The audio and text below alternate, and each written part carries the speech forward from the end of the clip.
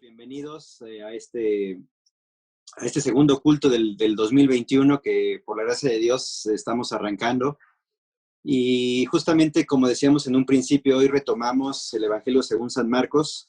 Habíamos hecho una pausa, si nos acompañas por primera vez. Nosotros estudiamos la palabra de Dios versículo a versículo. Y estamos en el Evangelio según San Marcos. El Evangelio según San Marcos es uno de los evangelios más cortos que aparecen dentro de los 4 evangelios que puedes encontrar en tu Biblia. Y es un evangelio que va dirigido a un público muy, muy selecto, que en este caso es al público romano. Por esa razón, el autor de este evangelio, Marcos, lo sintetiza muy fuertemente. Este evangelio es el más corto. Y lo sintetiza porque en el pensamiento de los romanos hay cosas que ellos no comprenden de la cultura judía, así que el énfasis de Marcos es tratar de exaltar a Cristo como el siervo, ¿no? Entonces, esa es una de las razones por las cuales es el más corto, y por esa razón a este estudio que hemos estado comenzando desde hace 2 años, si mal no recuerdo, le hemos puesto por título a la serie Siguiendo al Hijo de Dios. Por esa razón, Marcos es uno de los evangelios que nos va a servir para poder analizar este personaje central en toda la historia de la humanidad, que es nuestro Señor Jesucristo.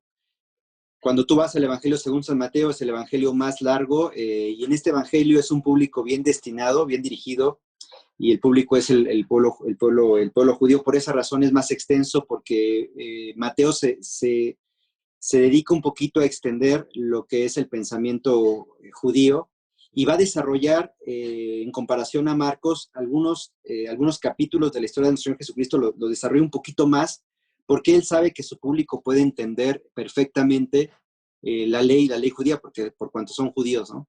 Y cuando vas al Evangelio según San Lucas, es un evangelio dirigido a los griegos, así que también es un evangelio corto, y es un evangelio muy, muy específico hacia un pueblo griego. Y finalmente el Evangelio según San Juan es un evangelio que se le llama el Evangelio Universal. Es un evangelio que no va de una manera muy cronológica como los otros 3 evangelios, pero hay mucha riqueza en este 4º evangelio. Entonces, cuando llegamos a Marcos, en este capítulo que vamos a analizar el día de hoy, vamos a poder entender cómo el mismo pasaje que vamos a analizar, que en el caso de Marcos se compone solamente de 3 versículos, Mateo lo va a desarrollar en más versículos, este escenario, porque el interés de este Mateo es tratar de ilustrar al judío lo que está pasando en ese momento, ¿no? Y cuando vas al Evangelio según San Lucas, Lucas todavía le da un contexto más general, pero llegas a Marcos y solamente encontramos 3 versículos que nos ilustran un poquito lo que está sucediendo 2 días antes de que Cristo vaya a la cruz, porque nos encontramos prácticamente en la última semana de nuestro Señor Jesucristo. Si me acompañas ahí a Marcos capítulo 12, versículo 38, y en lo que buscas ese pasaje, te decía hace rato, nos encontramos en la última semana del Señor Jesucristo, así que en ese momento tenemos, pues hay muchas cosas que están sucediendo, y Cristo en ese momento se encuentra en el templo, está con los 12 discípulos, pero además de los 12 discípulos, hay gente, pues no solamente que habita en Jerusalén, porque recuerda que estamos por celebrar la fiesta de la Pascua, así que muchos judíos de todo el mundo antiguo se han dado cita en Jerusalén, en la capital de su pueblo, el pueblo judío, se han dado cita para poder celebrar la Pascua. Un hecho que se ha recordado de generación en generación desde los días de Moisés con la última Pascua, con la última plaga que se le llamó la Pascua, la muerte de los primogénitos. Y a partir de ese momento todos los judíos de todas las generaciones han practicado la Pascua, excepto unos años se dejó de practicar la Pascua cuando estuvieron en el desierto, pero después de que habitan la tierra prometida, comienza nuevamente esta práctica, esta fiesta religiosa, la Pascua, así que año tras año se está celebrando. Y entonces hay una algarabía ahí en Jerusalén, hay judíos de todas las regiones del mundo antiguo, hay judíos posiblemente que han venido del norte de África, algunos que se han establecido en Asia Menor, algunos posiblemente que han hecho el viaje desde Europa. Entonces los tienes ahí, y están algunos de ellos muy a la expectativa porque han escuchado acerca del carpintero de Nazaret, de Jesús de Nazaret, así que a ellos les toca la bendición de poder estar conociendo a este carpintero de Nazaret, que por 3 años su fama se ha extendido por todo el mundo, que por 3 años esa fama se ha escuchado por todas las regiones del mundo antiguo, y tienes a estos judíos en ese lugar, ¿no? Tienes a esos judíos, algunos ahí apretujados seguramente en el templo, que no tiene unas dimensiones muy grandes, no es un templo si bien están en el patio del templo, pero tampoco es un patio muy grande, no es una plaza pública como tal. Así que está saturado en ese momento ahí el templo de Jerusalén, o precisamente el patio del templo de Jerusalén. Y por esos días, entonces, estando en el templo dando enseñanza, han desfilado por ese templo, por el patio del templo, han desfilado fariseos, han desfilado saduceos, han desfilado, bueno, sacerdotes, que en realidad los sacerdotes no es una facción, sino más bien un sacerdote podría venir de una facción de los saduceos, posiblemente fariseos o un intérprete de la ley. Así que tienes durante esos últimos días debates intensos, precisamente debates teológicos, lo están probando. Él ha entrado hace algunos días a Jerusalén con la llamada entrada triunfal. La muchedumbre le ha extendido todas las ramas de las palmeras. Hosana al rey, le han gritado citando uno de los salmos ahí en el Antiguo Testamento. Así que tienes a Cristo en ese momento en el templo de Dios, en el patio del templo de Dios, dando cátedra. Y entonces lo que vamos a leer ahorita no es otra cosa más que la continuación de una plática que comenzó en ese mismo capítulo, en el versículo 28, él se encuentra con uno de los escribas. No dice el nombre, posiblemente va a ser uno de los escribas que más adelante se va a convertir, porque Hechos capítulo 6 nos dice que varios sacerdotes se convirtieron o obedecían a la fe. Y cuando hablamos de sacerdotes, entonces entendamos que en esa bolsa de los sacerdotes entraban los fariseos, los saduceos, los escribas.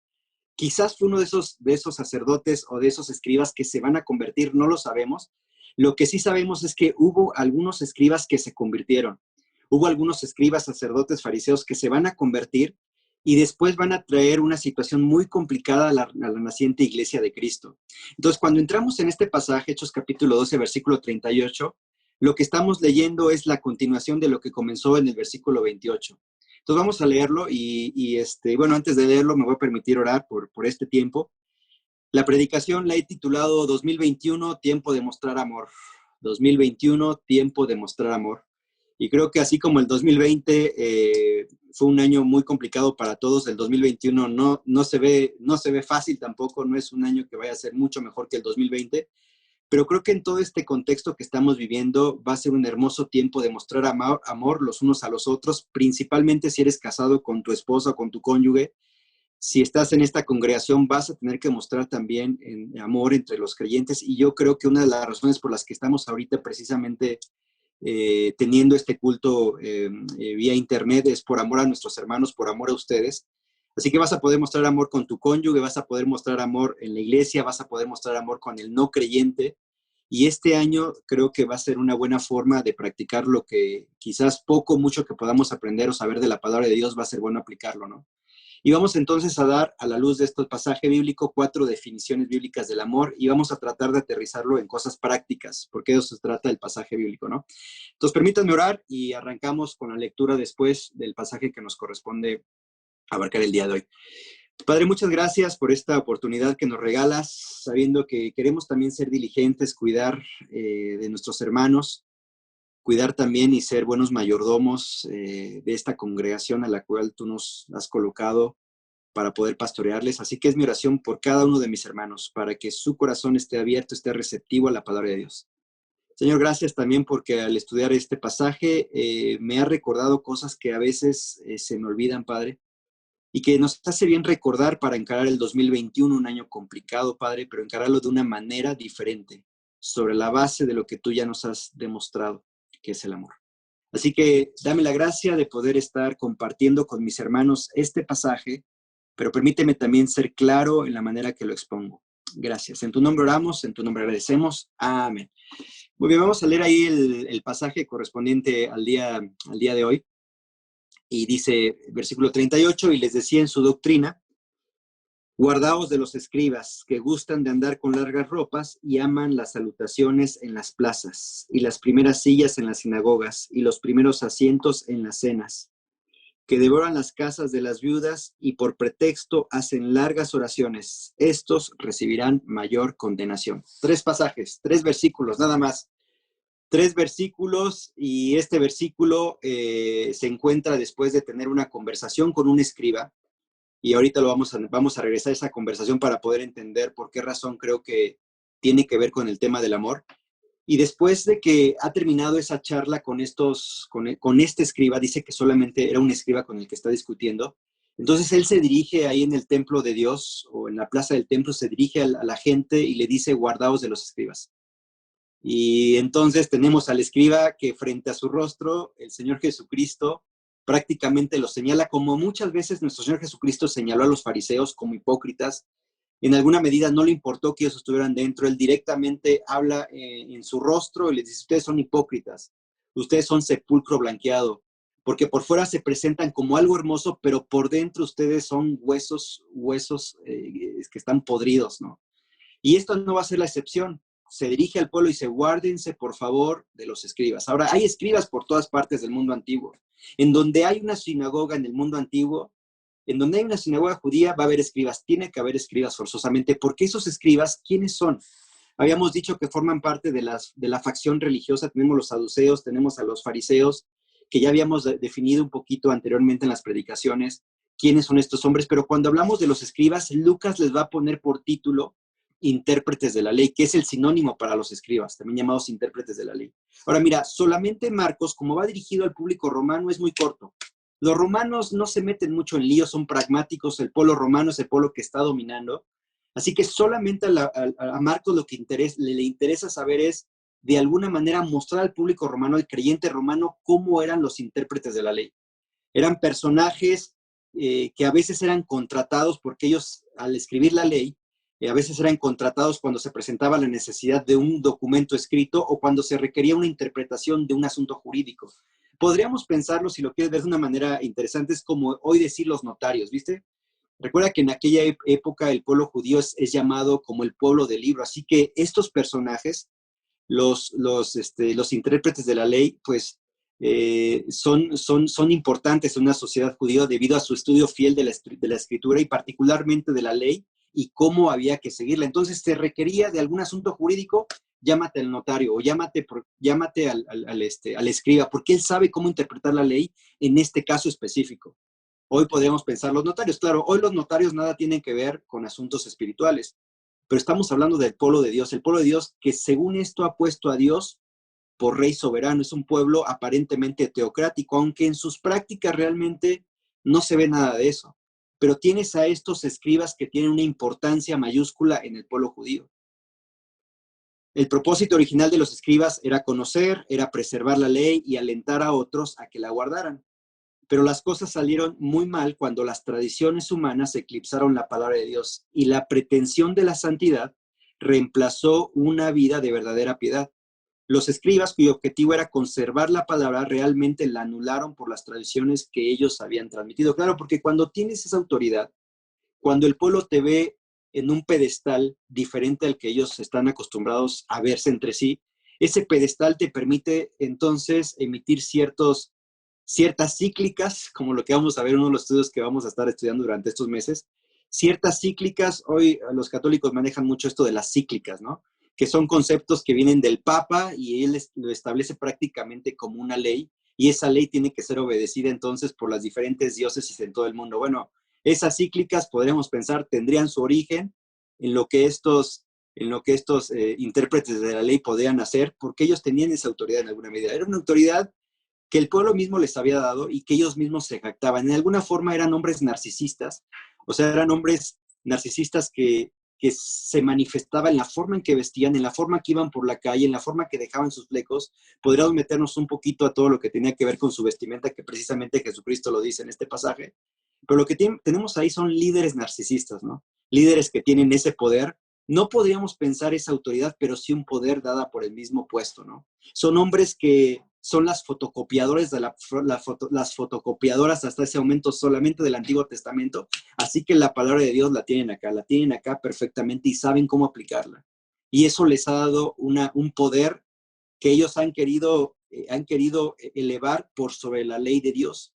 Entonces terminan muchas veces haciendo leyes humanas o tradiciones humanas en las que el pueblo, que es un pueblo indocto, que sabe la palabra de Dios, pero es un pueblo analfabeta que no todos saben leer, pero para ellos como para nosotros muchas veces como creyentes nos es más fácil dejar de lado el estudio dejar de lado la lectura y atender a todo lo que el pastor dice desde el frente. Y si el pastor dice esto, entonces yo lo creo, pero no somos quizás, o no damos ese pasito más para poder profundizar en la palabra de Dios o para poder profundizar en el concepto que ese domingo se nos presentó delante de nosotros desde el púlpito.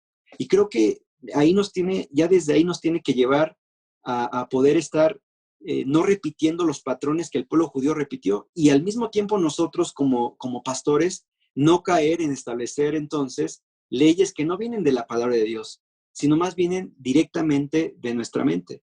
Por esa razón, hermanos, la importancia de estar estudiando la palabra de Dios fielmente. Por esa razón también la importancia de estudiar la palabra versículo a versículo.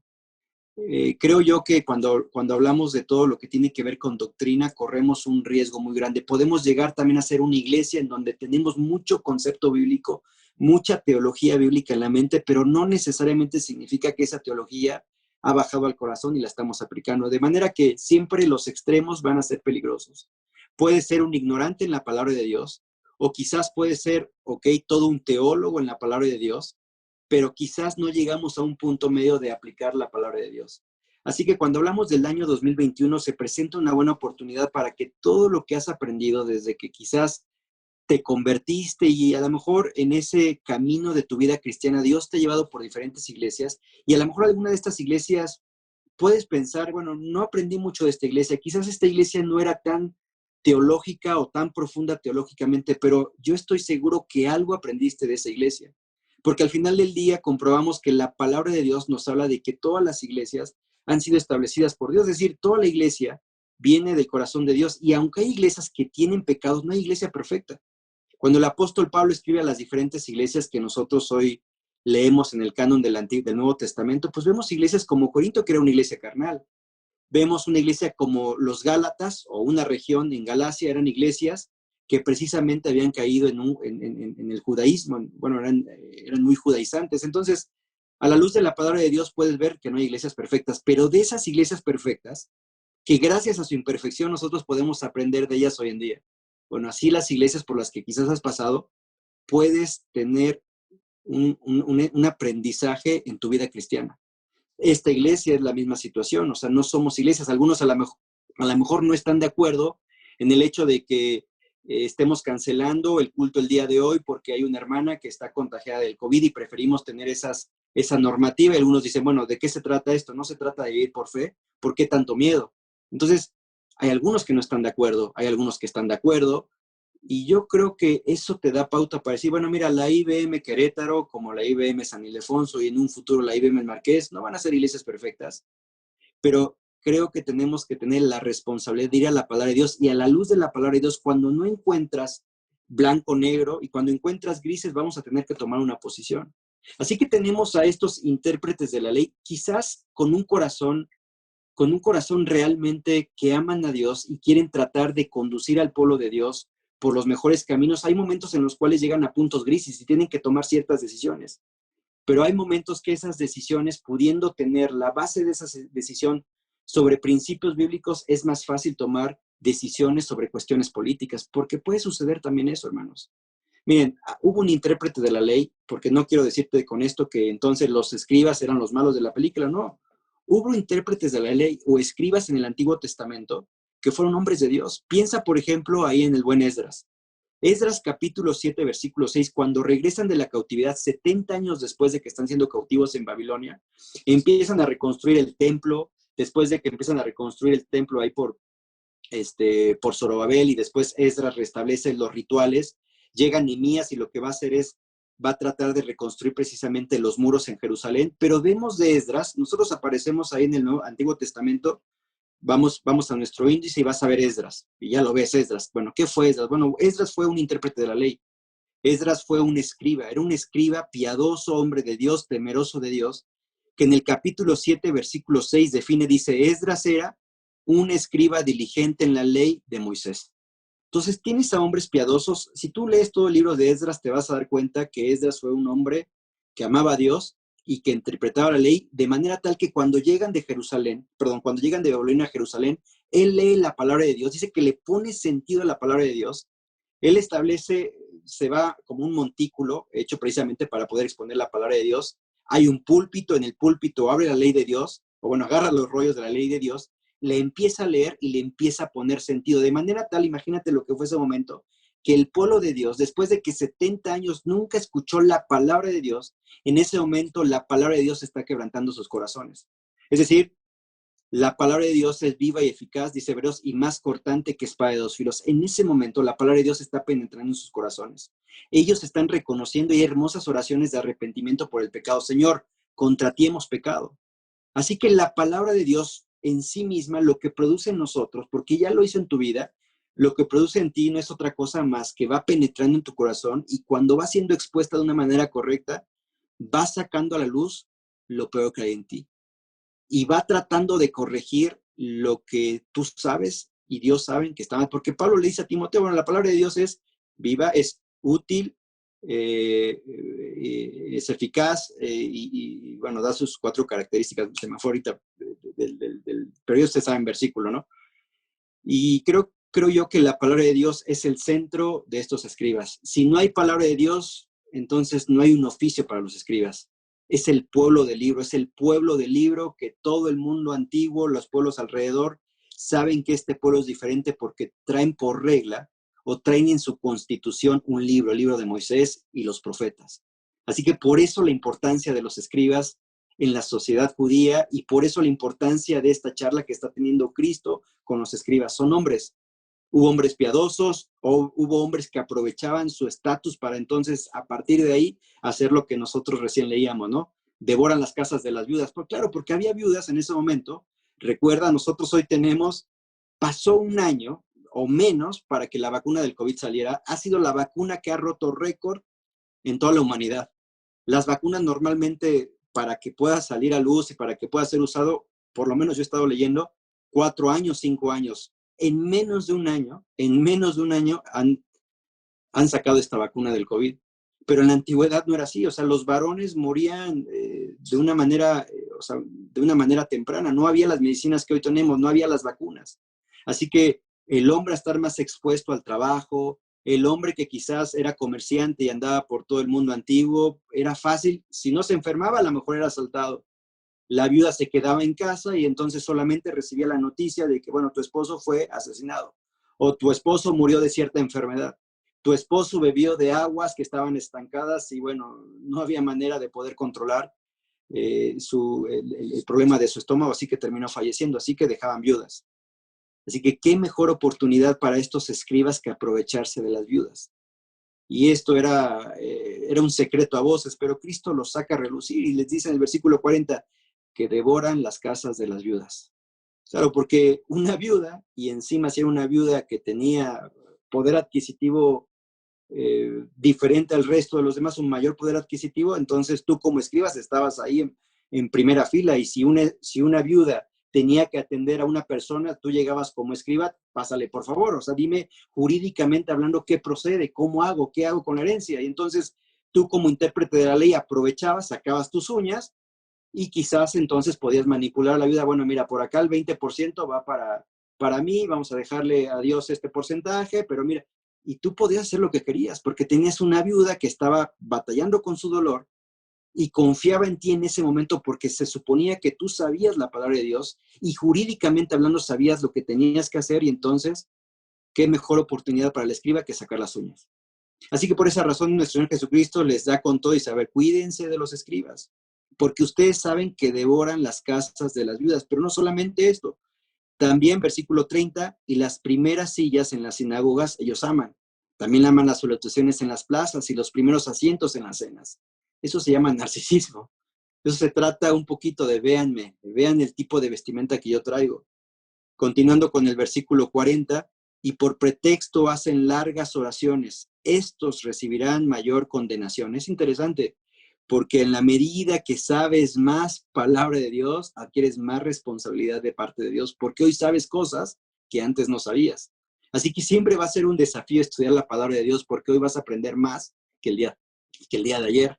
Pero eso también va a ocasionar más responsabilidad delante de Dios primeramente, pero también delante de su iglesia. Porque delante de su iglesia vamos a tener que mostrar de qué estamos hechos. Delante de las situaciones en las que estamos atravesando, vamos a ver de qué está hecha nuestra fe. Así que si Dios que fue tan creativo que en los primeros siglos utilizó una persecución para poder purificar su iglesia. Bueno, Dios hoy es creativo y utiliza una pandemia para purificar su iglesia. Entonces, creo yo que esta pandemia ha servido para ver realmente de qué está hecha nuestra fe. Y hay hermanos que se han apartado y saben la palabra de Dios, ¿eh? Y no es ajeno o solamente o exclusivo solamente para la IBM Querétaro, ¿eh? Tú puedes hacer o pregunta a las iglesias con las que tienes relación o hermanos de otras iglesias si hay hermanos que continúan en la iglesia que tú quieras, ¿eh? Y en Estados Unidos, en Argentina, en México y en todas partes del mundo hay hermanos que hoy ya no se están congregando. Pero ¿cómo? Si sabían la palabra de Dios, ¿cómo los escribas? Como si eran hermanos que inclusive algunos de ellos exponían la palabra de Dios o enseñaban la palabra de Dios. Bueno, quiero decirte que el hecho de saber la palabra de Dios no necesariamente significa que tengas una fe genuina, ¿eh? Hay grandes teólogos, filósofos que saben la palabra de Dios, escúchame bien, saben la palabra de Dios, pero no significa que son cristianos. Ellos mismos dicen, no, yo nada más soy un estudioso de la palabra de Dios. Yo lo veo como un libro histórico y saben palabra de Dios y te pueden decir el original griego, si es el Nuevo Testamento, si es el Antiguo Testamento, te saben el original en hebreo y en arameo, y eso no necesariamente los hace creyentes. Y ellos mismos se confiesan no creyentes. Son estudiosos, son filósofos. Así que cuando ves este cuadro, cuando ves esta facción de la clase religiosa que se representa a través de los escribas, no son muy diferentes a los escribas el día de hoy, ¿eh? Nosotros podemos ser escribas, también sabemos la palabra de Dios, estudiamos la palabra de Dios. El año pasado estudiamos, no lo habíamos presupuestado en el año, no habíamos presupuestado mucho de nosotros estudiar en el CCP, pero producto de esta pandemia se dieron clases vía internet, así que aprovechamos para estudiar la palabra de Dios, así que eso requiere más responsabilidad de nosotros. Y fuimos confrontados a ver de qué manera nosotros estamos exponiendo la palabra de Dios delante de ustedes. Este año yo les voy a hacer llegar, por ejemplo, es un taller que me llegó una invitación, se llama Arqueología y la Biblia. Excelente taller, $10 va a costar, hermanos, $10, y es un panorama amplio de cómo la palabra de Dios empata con la arqueología. Y empiezas a ver cuántos recursos hay a través del Internet, y son cursos que van a enriquecer tu vida. Pero esperemos que no solamente enriquezca tu vida intelectual, sino tu vida espiritual. Ahora, lo quiero tomar, sí, porque quizás uno no es caro, son $10. Para que tengas una idea, en un trimestre que yo curse en el CETECA, me cuesta $170, trimestre, de una materia. Yo veo esto y digo, no, $10, y veo a los profesores y digo, no, ¿sabes qué? Si lo tomo ahora, corro el riesgo de convertirme como un escriba. Es decir, sé mucha palabra de Dios, voy a terminar el 2021 con más conocimiento, pero no necesariamente significará que mi vida espiritual es más madura. Pero tengo más conocimiento. ¿Cómo los escribas? Así que mira, cuando vas al Evangelio según San Mateo, nuestro Señor Jesucristo estamos en Marcos, imagínate es como un zoom, hace un pequeño zoom de lo que son los escribas. Pero cuando vas al Evangelio según San Mateo, te amplía más el cuadro y es más específico. Mira, acompáñame. Mateo 23:1, y solamente voy a leer algunos pasajes porque no tenemos el tiempo, pero dice, entonces habló Jesús a la gente y a sus discípulos diciendo, en la cátedra de Moisés se sientan los escribas y los fariseos. Así que todo lo que os digan que guardéis, guardadlo y hacedlo. Mas no hagáis conforme a sus obras porque dicen y no hacen. Recuerda, estamos en la misma conversación, solamente que acá lo estamos viendo desde la perspectiva de Mateo, que va dirigido a los judíos. Versículo 4. Porque atan cargas pesadas y difíciles de llevar, y las ponen sobre los hombros de los hombres, pero ellos ni con un dedo quieren moverlas, ¿ves? Es más amplio. Los escribas están tratando de ponerles cargas, pero ni siquiera ellos pueden llevar, ¿eh? Ellos te piden el 20%, estoy haciendo un ejemplo. Ellos le piden a la viuda un 20% un 20% para de la herencia que recibieron porque el esposo murió, pero ni siquiera ellos hacen lo mismo, ellos harían tampoco lo mismo. Continuando el versículo, y les ponen sobre los hombros de los hombres, pero ellos ni con un dedo quieren moverlas. Verso 5, antes, hacen todas sus obras para ser vistos por los hombres, pues ensanchan sus flaquerías y extienden los flecos de sus mantos, y aman los primeros asientos en las cenas y las primeras sillas en las sinagogas. Verso 7, y las salutaciones en las plazas, y que los hombres los llamen rabí, rabí. Verso 8, pero vosotros no queráis que os llamen rabí, porque uno es vuestro maestro, el Cristo, y todos vosotros sois hermanos. Y no llaméis Padre vuestro a nadie en la tierra, porque uno es vuestro Padre, el que está en los cielos. Y continúa todo el capítulo. De hecho, todo el capítulo está destinado y dice, ay de vosotros, escribas, y les da con un tubo, ¿no? Por tiempo no lo vamos a leer, pero Mateo sí amplía un poquito más los 3 versículos que solamente Marcos dedica a esta sección. Así que como podrás darte cuenta, Mateo lo amplía porque sabe que el público al que va dirigido su evangelio es a judíos, y los judíos saben de lo que está hablando. Así que cuando vemos este pasaje, estamos viendo finalmente una clase o una facción religiosa que son los escribas, que están padeciendo de narcisismo totalmente, y fíjense bien, no son, estamos hablando del pueblo de Dios, pero si tú de alguna manera tratas de hacerte más hacia atrás y ves el escenario mundial, pues no solamente los judíos batallaban con esta situación, ¿eh? Piensa, por ejemplo, siempre hubo hombres que se iban un poquito más allá de lo que su propia ley podría decirles. Piensa, por ejemplo, hoy en día, pleno siglo XXI, los musulmanes. Cuando nosotros pensamos en musulmanes, luego pensamos en violencia, pensamos en hombres bomba, pero no todos los musulmanes son así. Hay musulmanes que son radicales, son musulmanes que no tienen problema en extraer un avión en un edificio y morir por la causa de Alá, pero no todos los musulmanes son así, ¿verdad? Piensa también, por ejemplo, a través de la historia, regresamos ahí a la palabra de Dios, en el Antiguo Testamento, hubo hombres como los recabitas, el otro día con los varones ahí en una de las reuniones que tuvimos últimas el año pasado, me tomaba el tiempo para hablar de los recabitas, que era un pueblo, no era un pueblo judío, pero Dios lo va a usar a este pueblo judío y le dice a Jeremías, mira, anda con los recabitas, platica con ellos y ve de qué manera estos recabitas durante varios siglos han seguido el mandamiento de su padre Recab, de su tatarabuelo Recab, y los recabitas eran hombres que no te tomaban una gota de alcohol, ¿eh? Eran hombres que vivían en tiendas porque sabían que vamos a pensar que su reino no era de este mundo. Y eran hombres que estaban dispuestos a seguir sus convicciones hasta la muerte, ¿eh? Y eran hombres de los cuales podríamos aprender mucho de ellos en cuanto a convicciones se refiere, pero seguimos en la línea cronológica y llegamos al libro de los Macabeos, que si tienes una Biblia latinoamericana o una Biblia católica, lo encuentras como primera y segunda de Macabeos. Los Macabeos eran hombres, eran creyentes radicales, o sea, del pueblo de Dios, eran creyentes radicales que estaban dispuestos también a morir por su causa, por la causa no te iba a decir por la causa de Cristo, pero por la causa de Dios. Eran hombres dispuestos a tratar de hacerle frente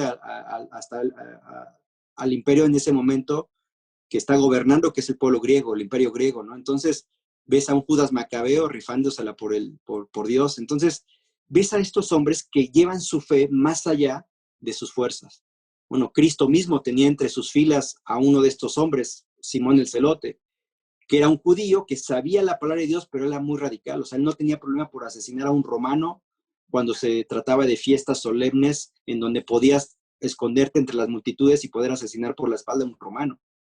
Entonces, la palabra de Dios, siempre mal estudiada o mal aplicada, te va a llevar a extremos radicales.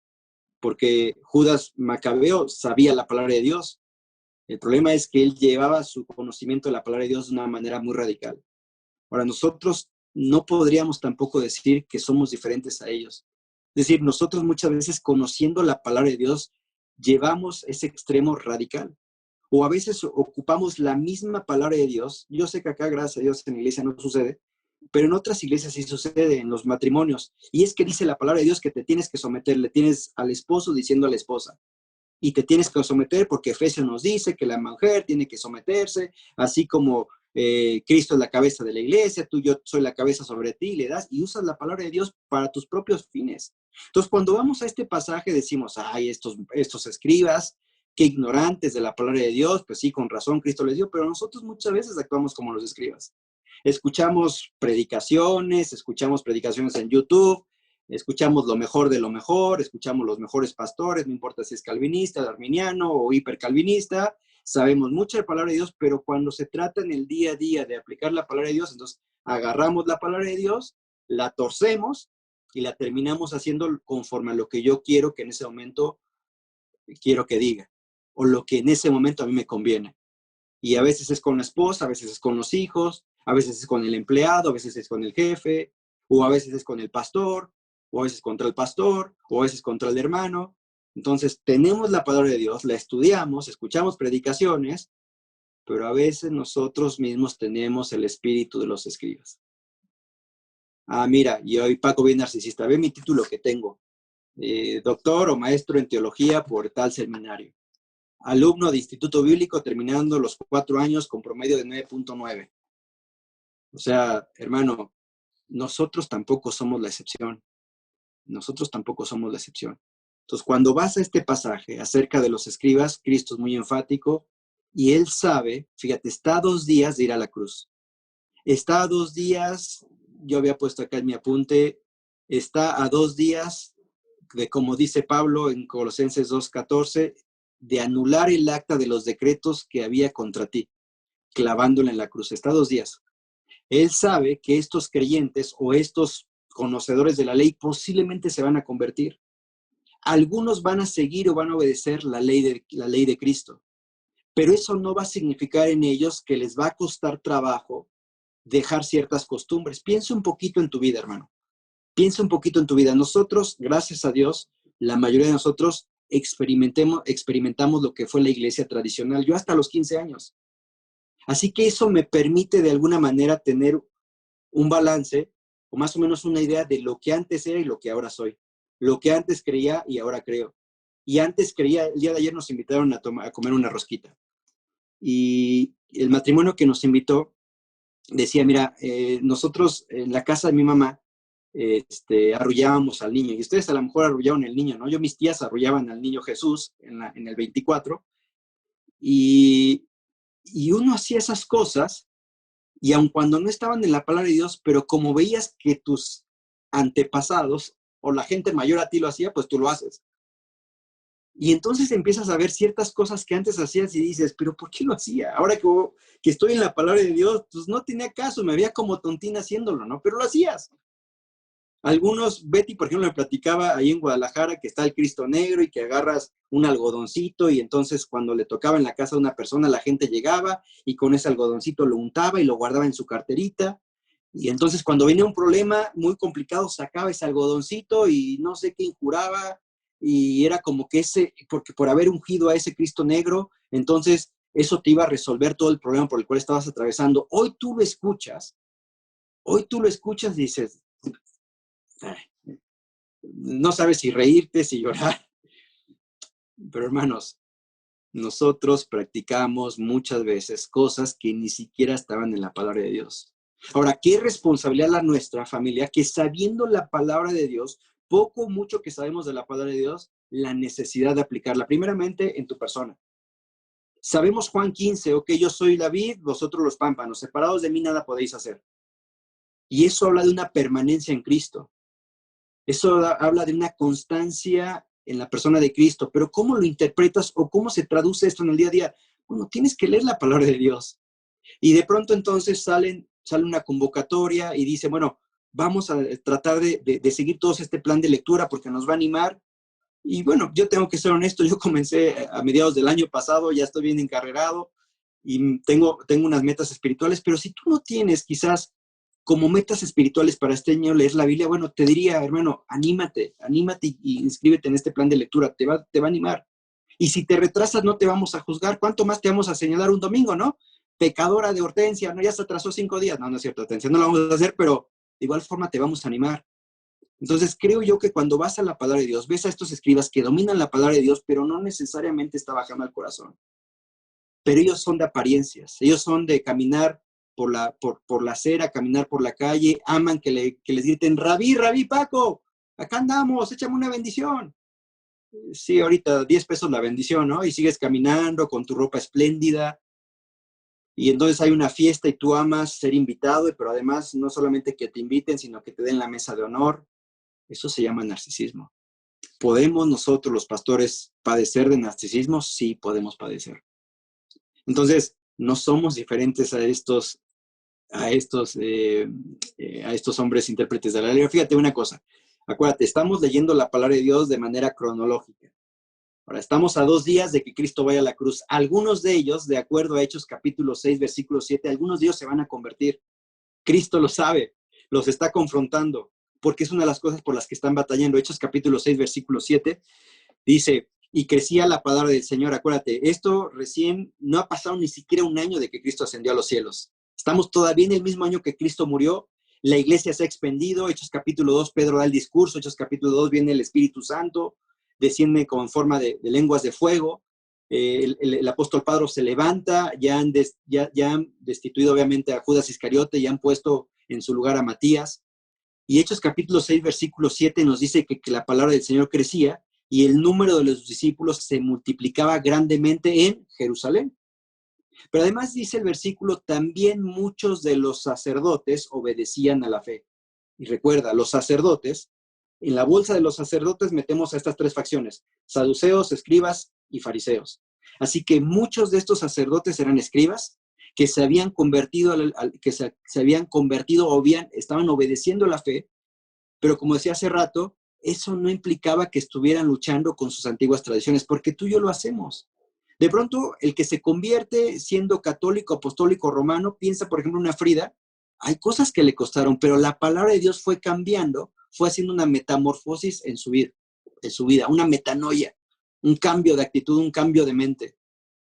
Y lo que antes hacía, ahora lo ha dejado de hacer y comienza a hacer cosas que ni ella misma sabe por qué lo está haciendo. Bueno, porque el Espíritu Santo entra en sus vidas. Pienso en gente del Marqués que empieza a practicar cosas que antes no practicaba, y no es porque nosotros lo estamos diciendo, es porque el Espíritu Santo está trabajando en ellos.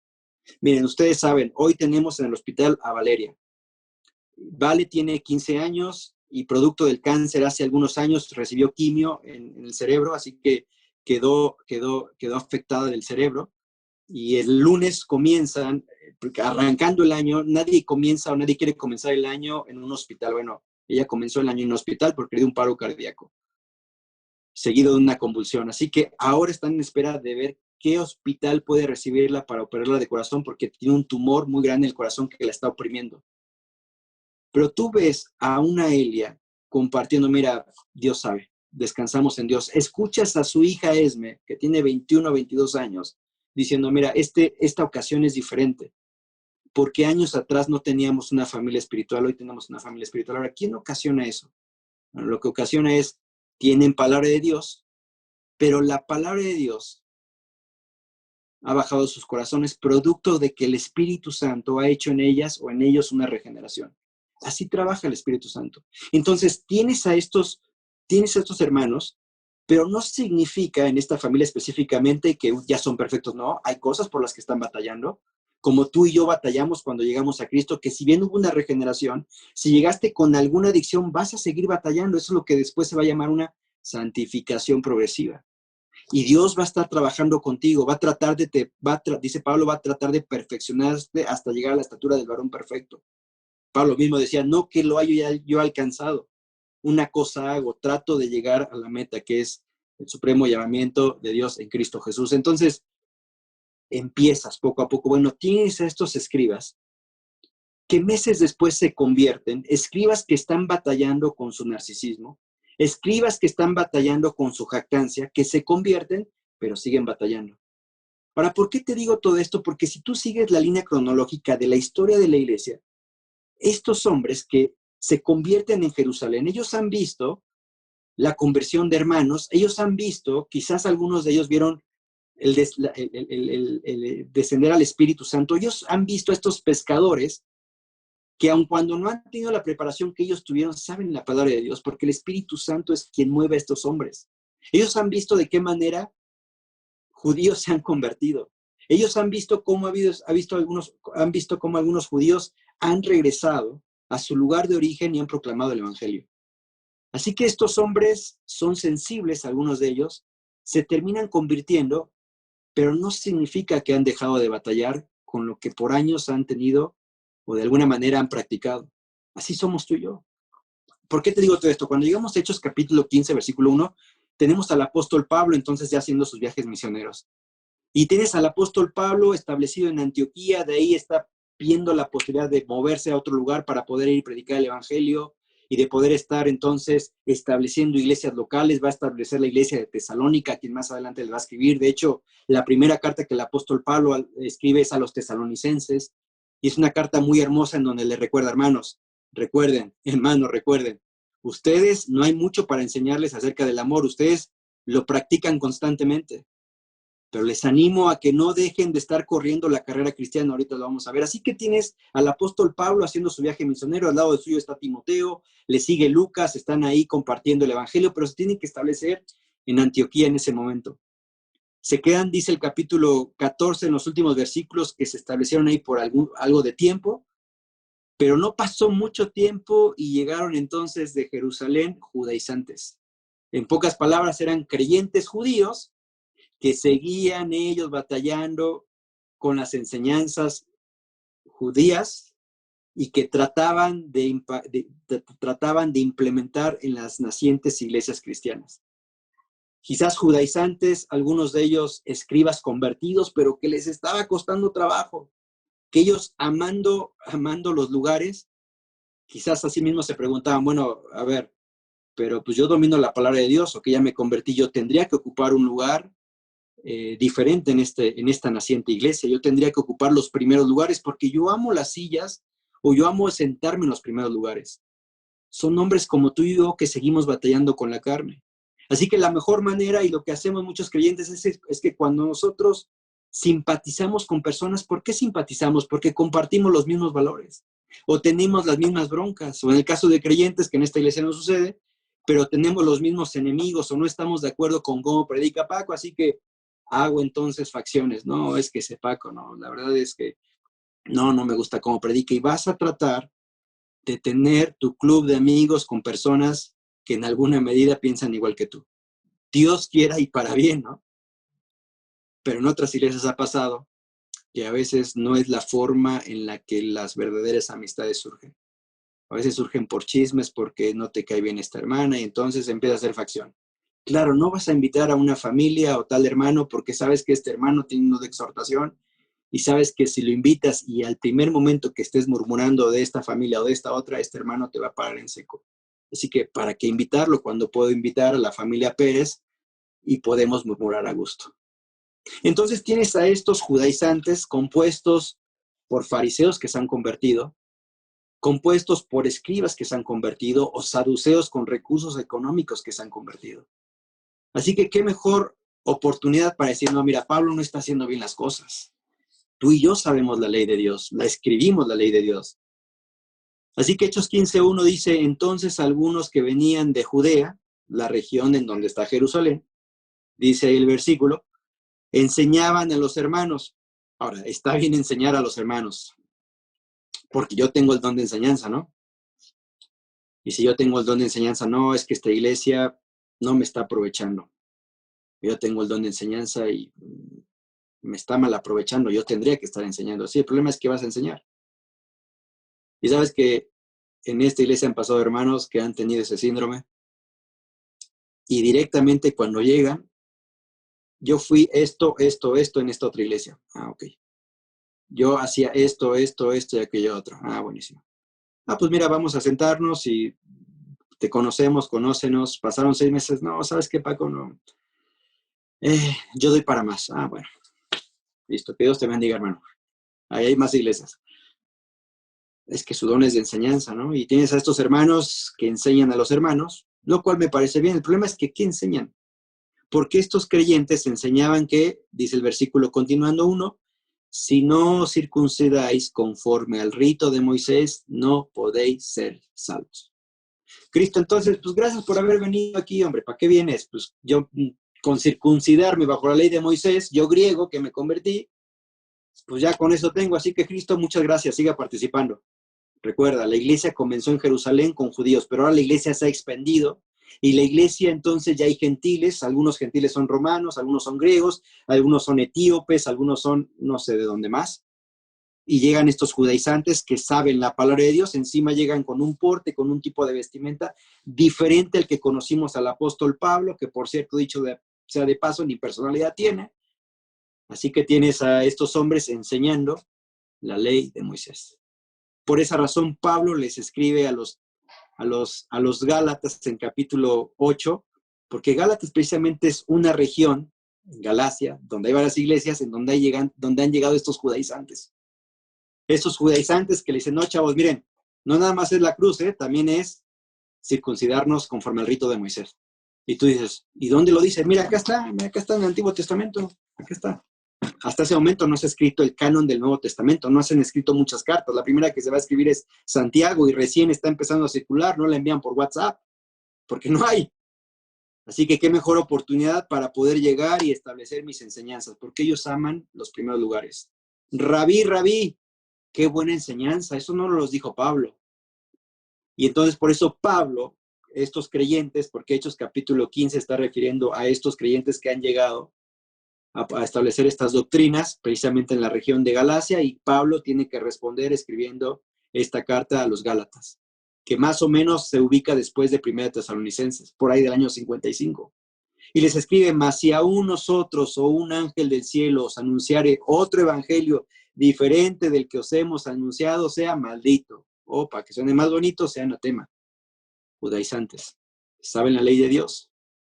Judaizantes que seguramente, y vuelvo a repetir, dicen algunos teólogos, esos judaizantes estaban compuestos por estas facciones religiosas con las cuales Cristo batalló. Se convirtieron, sí, pero batallaron con su fe. Por eso algunos dicen que Gálatas es una carta para el fariseo en recuperación. O es una carta para el saduceo en recuperación, o es una carta para el escriba en recuperación. Son escribas, pero están en recuperación. Como el adicto que llegó a la iglesia y tenemos que estarle discipulando porque está en recuperación.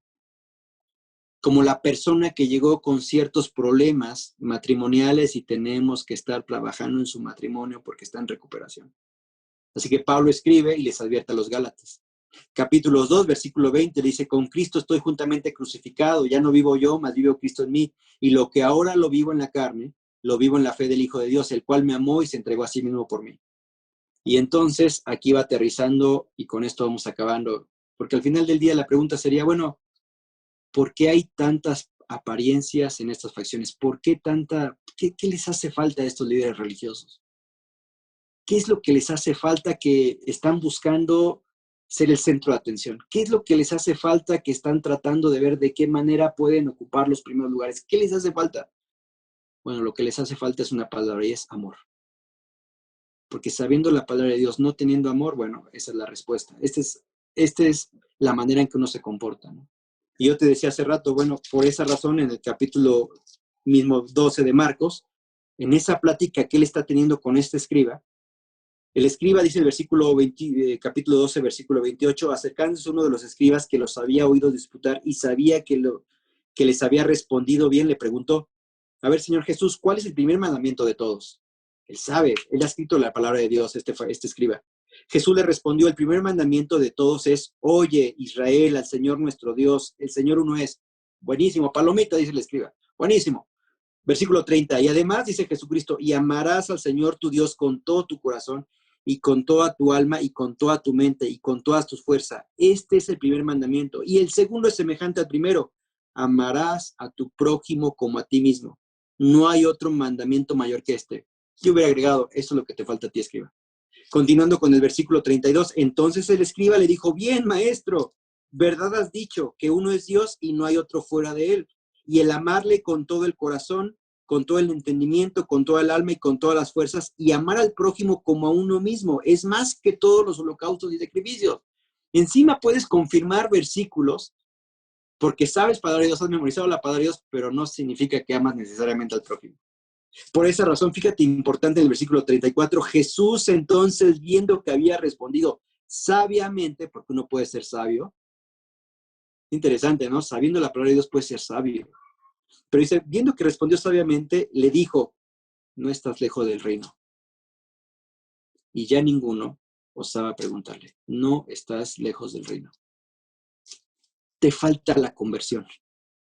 Claro, en ese momento le faltan 2 días para llegar a la cruz, 50 días más para que llegue el Espíritu Santo, pero no estás lejos de la conversión.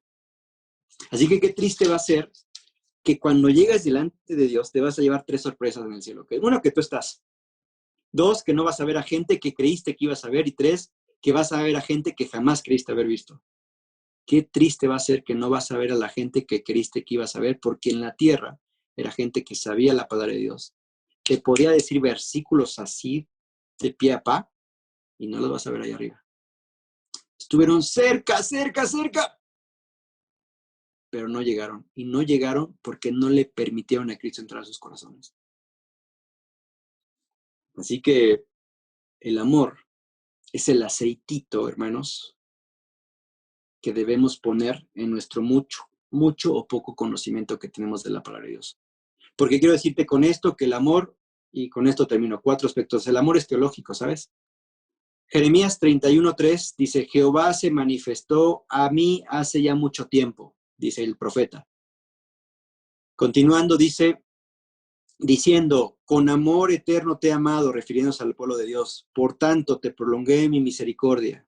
Le dice al pueblo de Dios a través de Jeremías, a ver, pueblito, ustedes que se han prostituido con otros dioses, con amor eterno te he amado. A propósito, Pedro nos dice que nosotros somos pueblo escogido por Dios, real sacerdocio, nación santa. Con amor eterno Dios te ha amado. El amor es teológico y es eterno.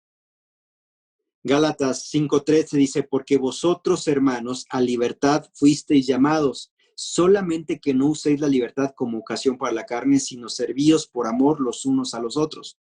Porque toda la ley en esta sola palabra se cumple, amarás a tu prójimo como a ti mismo. Está citando lo que recién leíamos. Es algo teológico, es algo que se sabe, está en la palabra de Dios. Pero también el amor es un fruto, dice el mismo Gálatas. Digo pues, andad en el espíritu y no satisfagáis los deseos de la carne, dice el versículo 16, y te da un listado de todos los deseos de la carne. Versículo 22 dice, mas el fruto del Espíritu Santo es, y el primer fruto, ¿cuál es? Amor. Entonces, ok, el amor es teológico y es eterno. Punto número 2, el amor es un fruto. Punto número 3, el amor se aprende. Bueno, Paco, ¿qué onda? ¿Es un fruto o se aprende? Bueno, y todo esto está en Gálatas, porque lo que está haciendo, tratando de hacer el apóstol Pablo es tratar de decir, miren, van a llegar judaizantes, ya llegaron, pero recuerden, sobre todo esto está el amor. Dice el versículo 16, el versículo 1 Tesalonicenses 4:9, me había equivocado hace rato, dice, pero acerca del amor fraternal no tenéis necesidad de que os escriba, tesalonicenses, porque vosotros mismos habéis aprendido de Dios que os améis unos a otros. Aprendido de Dios. Esta palabra aprendido, en otras palabras, en el griego es instruidos por Dios. Ustedes fueron instruidos por Dios a que se amen unos a otros. La pregunta que yo te haría, ¿cómo instruyes tú a tu hijo? Con el ejemplo. El ejemplo arrastra, ¿eh? Puedes decir miles de palabras. No digas groserías, hijo de la ti. ¿Cómo te explico? O sea, ¿cómo te explico? Pero sí vemos muchos padres, ¿no? Que queremos que nuestros hijos no hagan esto y nosotros, no seas chismoso. Y ahí te está escuchando. Entonces en el coche vas supiste de no sé quién y que Paco y que no sé qué y que viste que no sé qué rollo. No seas chismoso, ¿eh? O sea, la mejor forma de enseñar a un niño es instruirlo con el ejemplo. Dios me pide a mí, Paco, amaos los unos a los otros, Paco. Aún a pesar de que muchos hermanos son difíciles de amar, ¿eh? Y yo soy difícil de amar también. Y entonces Dios le dice a Irra, igual ama a Paco. Martínez, igual amen a Paco y amen a Irra a pesar de. ¿Y por qué, Señor? Porque yo te he enseñado, porque yo también te amé a ti, a pesar de. Y envié a mi hijo a morir en aquella cruz, a pesar de cómo eras. Por eso. Porque yo te puse el ejemplo. Y es que este 2021, ¿cómo vas a amar a creyentes o inconversos que tú dices,